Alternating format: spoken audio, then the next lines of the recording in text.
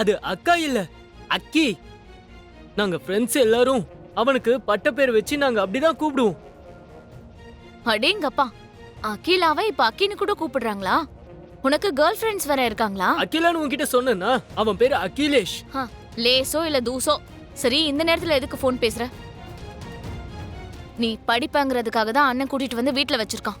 நீ இப்படி ஃபோன் பேசிட்டு இருக்கன்னு தெரிஞ்சா உடனே வீட்டை விட்டு அனுப்பிடுவான். நீ இந்த மாதிரி ஃபோன் பேசிட்டு இருக்கன்னு நான் இப்பவே அண்ணனை கூட்டிட்டு வந்து காட்டினேன்னு வச்சுக்கோ, உன்னை உடனே வீட்டை விட்டு அனுப்பிடுவான். நான் நல்லவங்கிறதுனால எதுவும் சொல்லல. இன்னொரு தடவை என்ன சப்பாத்தி கிப்பாத்தின்னு கூப்பிட்ட உன்னை பூரி மாவு மாதிரி பிசைஞ்சிருவேன். ஜாக்கிரதையா இரு.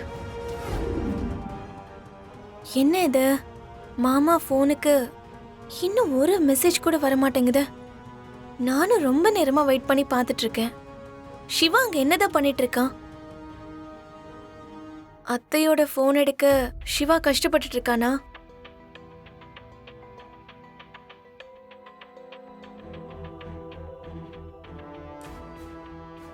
என்ன சிவா?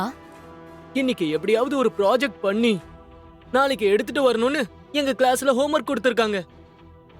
அதை கம்ப்ளீட் பண்றதுக்கு லேட் நைட் ஆயிடும் போல இருக்கு. அதான் கொஞ்சம் டீ போட்டு தரீங்களான்னு குடிச்சுக்கிட்டே ப்ராஜெக்டை கம்ப்ளீட் பண்ணிடுறேன். கண்டிப்பா போட்டு தரேன். படிப்பு மேல கவனம்ன்றது எப்பவும் இப்படிதான் இருக்கணும். நீங்க போட்டுட்டு இருங்க ஆண்டி, நான் இப்பவே வந்துடுறேன். சரிப்பா. ஐயோ மாமா, மாமா, ஷூ ஷூ.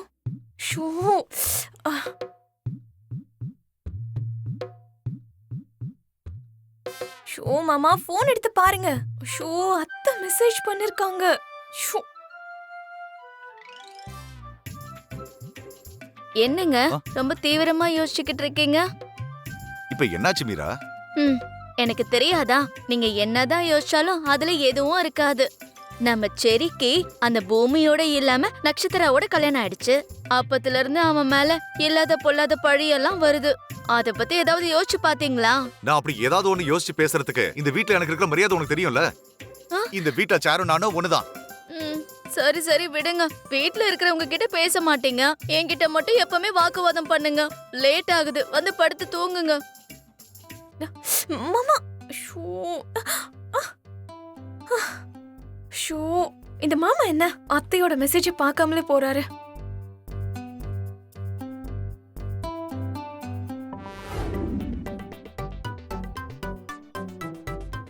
என்ன பூமி, நீங்க என்ன பண்ணிக்கிட்டு இருக்க? ஒன்னும் இல்லத்த, கொஞ்சம் அதிகமா சாப்பிட்டுட்டேன், அதான் வாக் பண்ணிட்டு இருக்கேன். உடம்புக்கு நல்லதுதான், அப்படியே பண்ணு. அத்தை, மாமா போனுக்கு ஏதோ மெசேஜ் வந்திருக்கு போல. உன் மாமாக்கும் வேலை இல்ல, அந்த மெசேஜ் அனுப்புனவங்களுக்கும் வேலை இல்ல. நாளை காலையில எந்திரிச்சு பாத்துக்குவாரு. நான் வரேன் பூமி. அத்தை, என்ன பூமி? ஒருவேளை முக்கியமான மெசேஜ் எதுவும் இருந்தா அதுக்கப்புறம் மாமா உங்களை தான் திட்டுவாரு. உண்மைதான் பூமி.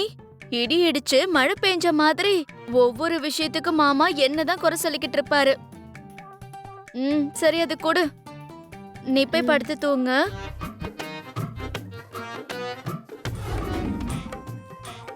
என்ன சொன்னாங்க மாமா? யாரு? அதான் சாரதா அத்தை. லேடிஸ் எல்லாருமே ஒரே டைப் தானே. மனசுல மட்டும் அன்பு வச்சுப்பீங்க, ஆனா வெளியில சொல்ல மாட்டீங்க. நீ மட்டும் நான் லேஸ் பட்டவளா? என் புள்ளனா உயிர்னு சொல்லுவ, கல்யாணம் வரைக்கும் வந்தா டாபிக்க மாத்திடுவ. ஏன் விஷயம் ஒரு பக்கம் இருக்கட்டும் மாமா, உங்க பையனும் நானும் என்னைக்கா இருந்தாலும் ஒண்ணு சேர்ந்துருவோம். நீங்க கவலைப்படாதீங்க. இப்ப பிரிஞ்சிருக்கிற சாரதா அத்தைய பத்தி நீங்க என்ன நினைக்கிறீங்க? அத முதல்ல சொல்லுங்க. சொல்றதுக்கு என்னமா இருக்கு? ஒரே ரூம்ல எதிரில இருக்கிற செவுரு மாதிரி நாங்க ரெண்டு பேரும் ஒருத்தரை பாத்துக்கிறத தவிர நாங்க ஒண்ணாகிறதுக்கு வழியே இல்ல. மாமா, நீங்க நான் கேட்ட கேள்விக்கு பதில் சொல்லல. உங்களை நீங்களே கேள்வி கேட்டுட்டு இருக்கீங்க. எல்லா கேள்விக்கும் ஒரு பதிலுங்கிறது இருக்கும்ல மாமா. நீங்க தைரியத்தை வளர்த்துக்கிட்டா சாரதா அத்தை வீட்டுக்கு போற வழி உங்களுக்கு தெரியாதா? மாமா, கிளம்பி போங்க. நீ என்ன பேசுற பூமி? நான் மட்டும் இந்த வீட்டை விட்டு போயிட்டேன்னு வை, உன் அப்பா, அந்த அபூர்வா, உன் மீராத்த சும்மா இருப்பாங்களா என்ன? என்னை கொன்னுடுவாங்க. நீங்களே சாகணும்னு முடிவெடுத்து முயற்சி பண்ணதுக்கு பயந்து பதறி போய் ஆடி போன ஆளுங்க இவங்க. இவங்க போய் உங்களை கொல்லுவாங்களா? முதல்ல நீங்க மனசுல இருக்கிற பயத்தை தூக்கி எறிங்க.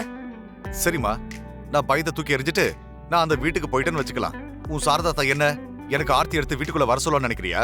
அதுவும் நடக்கும் மாமா. உங்க மேல அத்தைக்கு சொல்ல முடியாத அளவுக்கு அன்பு இருக்கு.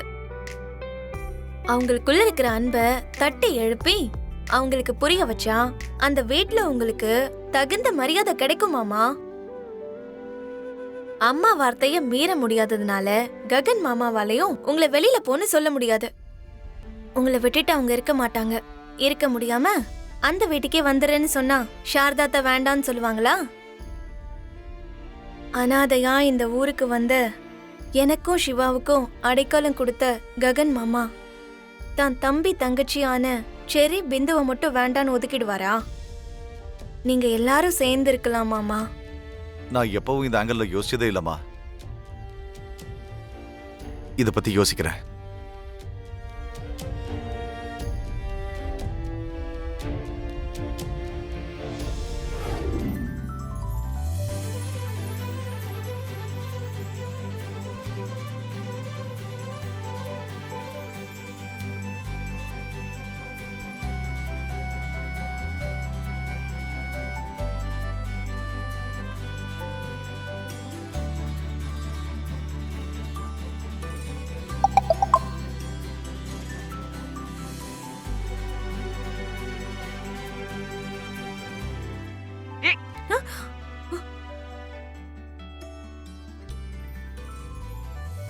உனக்கு கொஞ்சம் கூட அறிவே இல்ல.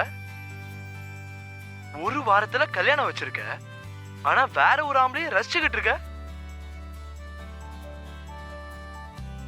முத்தம் வேற குடுக்கற. ஓவா. உன்னை கல்யாணம் பண்ணிக்க போறவனுக்கு இந்த விஷயம் தெரிஞ்சது தூக்கு மாடி செத்துருவான். செத்துட்டு போறான், அதனால எனக்கு என்ன? ஆனா அவர் சும்மா பாக்குற ஆளு, நீங்க தான் கட்டிக்க போறவரு. அதே நேரத்துல உங்களை தவிர என்ன வேற யாரும் கல்யாணம் பண்ணிக்க மாட்டாங்க. அதனாலதான் இந்த மொத்தம் ரொமான்ஸ் எல்லாம். ஒரு வாரத்துல கல்யாணம் வச்சுக்கிட்டு எந்த தைரியத்துல நீ இப்படி பேசிக்கிட்டு இருக்க? ஆ, உங்க வீட்ல இருக்கும்போது தைரியத்தை தான் பாத்திருக்கேன்ல. அந்த தைரியத்தை உங்ககிட்ட இருந்து கொஞ்சம் கடன் வாங்கிக்கிட்டேன்.